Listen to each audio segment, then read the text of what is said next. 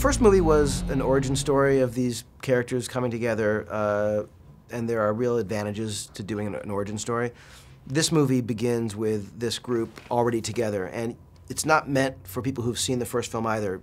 You don't need to have seen any Star Trek before to see this movie, but the idea is that it's this group of people who are being tested in a way they've never been tested before, especially one of the main character, played by Chris Pine, who really has to sort of earn his position as captain and, you know, do everything he can to protect his crew.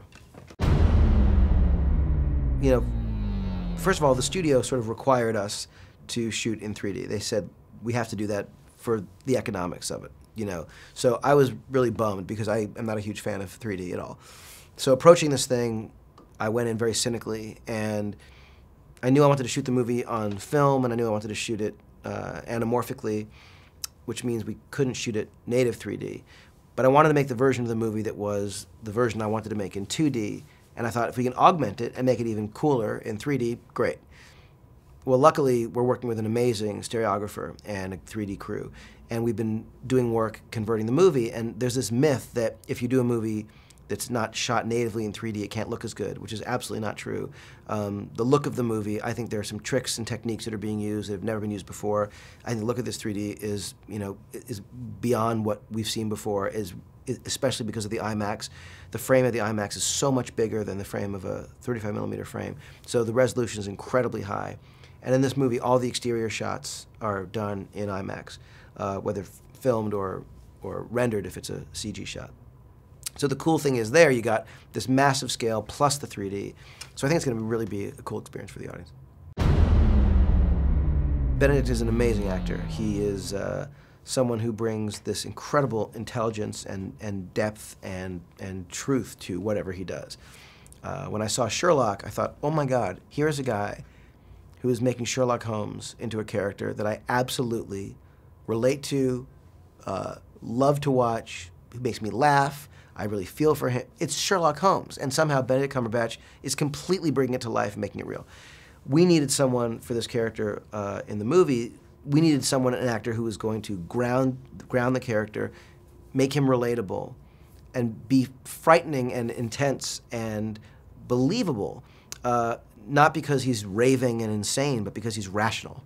And he brought this incredible sense of sophistication and sort of psychological complexity to the role, and we were very lucky to get him. Really excited. I was daunted at the beginning because they formed such an extraordinary bond with the success and the fun that they had with the first film.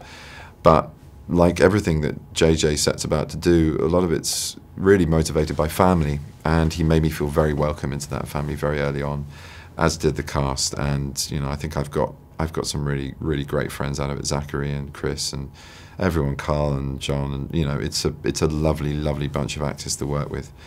So yeah, I was nervous to start off with, but I shouldn't have been, because it was wonderful. Sure. No, John Harrison, who I play in the film, he's an extraordinary terrorist of sorts.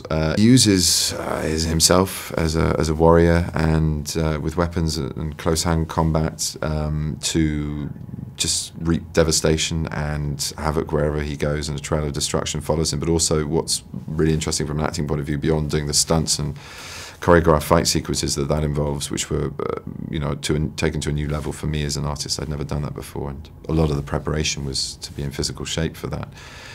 Was also the psychological warfare that he acts out. He has an incredible ability to control people's minds to his bidding and make them, well, confuse the radar of their loyalties and prerogatives. So that was great fun, and so it was a great mixture of very intense acting scenes and action scenes, and yeah, I can't wait to see how it all comes out. Live long and prosper, my dear fans in Korea, and please come and see this film when it comes out next year. I think you're in for a real treat. If you're a Trekkie, you're in for a treat. If you're a Sherlock Holmes fan, you might be in for a treat, or a Benedict fan. But you'll definitely be in for a treat if you enjoy good cinema. This is what it's about. It's terrific. Hope you enjoy it.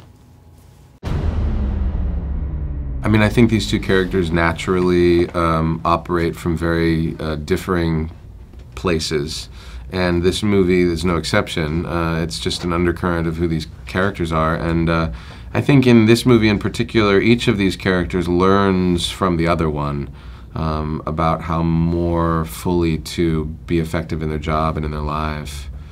So yeah, I think that's a big part of who these characters are.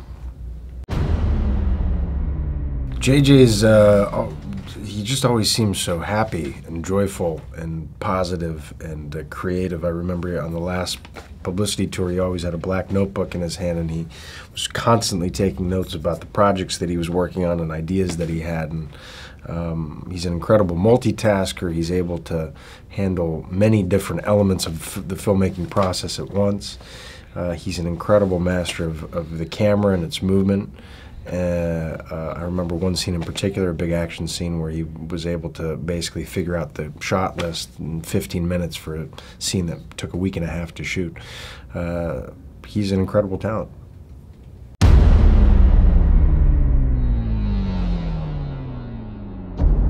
You think your world is safe. It is an illusion.